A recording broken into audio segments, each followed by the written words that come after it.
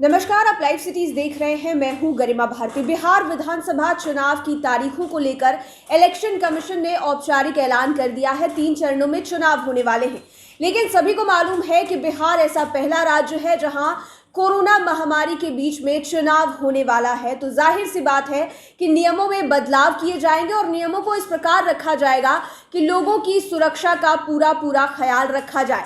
इस बार के चुनाव में बीते चुनावों के मुकाबले 10 बड़े बदलाव किए गए हैं, जिनका पालन चुनाव आयोग के अधिकारियों को भी करना होगा और साथ ही साथ जो मतदाता हैं उन्हें भी करना होगा। हम आपको ये 10 नियम बताने जा रहे हैं जिनमें बड़े बदलाव किए गए हैं। सबसे पहला बदलाव ये कि मतदान केंद्र पर मतदाताओं की संख्या घटाकर 1000 कर दी गई है। इस बात का ख्याल रखा गया है कि ज्यादा भीड़ भाड़ ना लगे। मतदान केंद्रों की संख्या तो बढ़ाई ही गई है, लेकिन मतदाताओं की संख्या को घटाकर 1000 कर दिया गया है।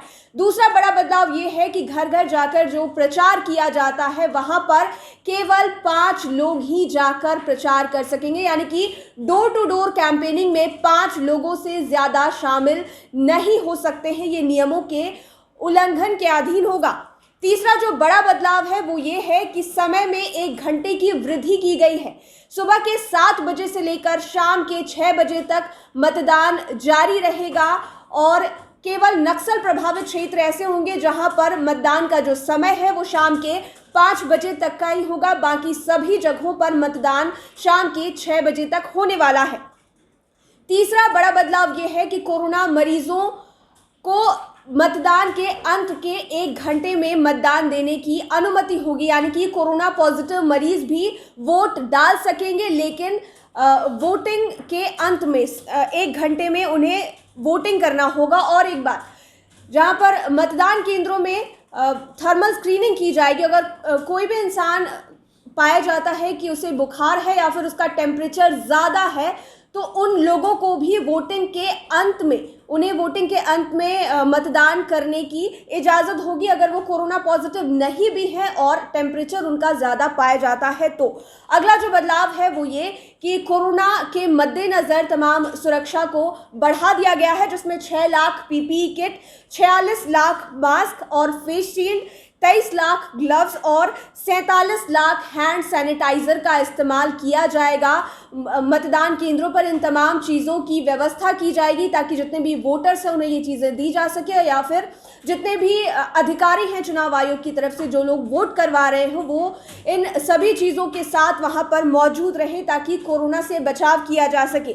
अगली जो चीज़ है वो ये कि आचार संहिता आज से ही लागू हो गई है और सोशल मीडिया इस बार चुनाव प्रचार का सबसे बड़ा हथियार बना है, क्योंकि कोरोना काल में आप कोई कैंपेनिंग नहीं कर सकते हैं, हेलीकॉप्टर रैली नहीं कर सकते हैं, बड़ी रैलियों को संबोधित नहीं कर सकते। इस बार जो भी करना होगा डिजिटली ही करना होगा और सोशल मीडिया इस बार आपका जो प्रचार का मुख्य माध्यम होगा। इसलिए आचार संहिता सोशल मीडिया पर भी लागू की जाएगी और सोशल मीडिया पर चुनाव के नियमों का पालन करना होगा। कोई भी ऐसी बयानबाजी नहीं करनी होगी जो समाज के हित में नहीं हो, चुनाव के नियमों के हित में नहीं हो। अगली जो चीज़ है वो ये कि नामांकन की प्रक्रिया ऑनलाइन होने वाली है। सारी चीज़ें इस बार डिजिटल होगी, क्योंकि कोरोना काल में सोशल डिस्टेंसिंग का ख्याल रखते हुए लोगों को ज़्यादा मिलने जुलने की अनुमति नहीं दी गई है। इसलिए नामांकन की प्रक्रिया भी इस बार चुनाव में ऑनलाइन होने वाली है। अगली जो चीज़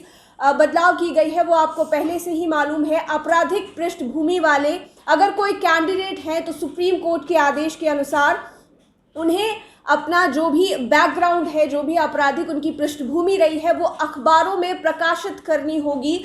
आम लोगों तक वो सारी चीज़ें साझा करनी होगी जो भी उनका पास्ट और बैकग्राउंड रहा है। अगली जो चीज़ है वो ये कि रोड शो में 5 वाहनों से ज़्यादा आप इस्तेमाल नहीं कर सकते हैं ताकि भीड़ भाड़ ज़्यादा ना लगे, और नामांकन जब होगा तब आपको 2 वाहन लेकर ही जाना है। यानी कि जब आप प्रचार करने निकलेंगे, रोड शो करने निकलेंगे तो मात्र 5 वाहन होने चाहिए इलेक्शन कमीशन के अनुसार, और नामांकन की प्रक्रिया के दौरान मात्र 2 वाहन होंगे और चुनाव प्रचार जो होगा वो पूरी तरह से वर्चुअल होगा। और अगर वर्चुअल नहीं भी होता है, जैसा कि बताया गया रोड शो वगैरह, तो वहां पर आपको इस बात का ख्याल रखना है कि भीड़ भाड़ ना लगे और सभी जितनी भी प्रक्रिया है चुनाव की उस दौरान मास्क का, हैंड सैनिटाइजर का और फेस शील्ड का प्रयोग करना सबसे ज्यादा अनिवार्य होगा। तो ये 10 बड़े बदलाव इस बार के चुनाव में इलेक्शन कमीशन की तरफ से किए गए हैं। देखने वाली बात ये होगी कि ये सारी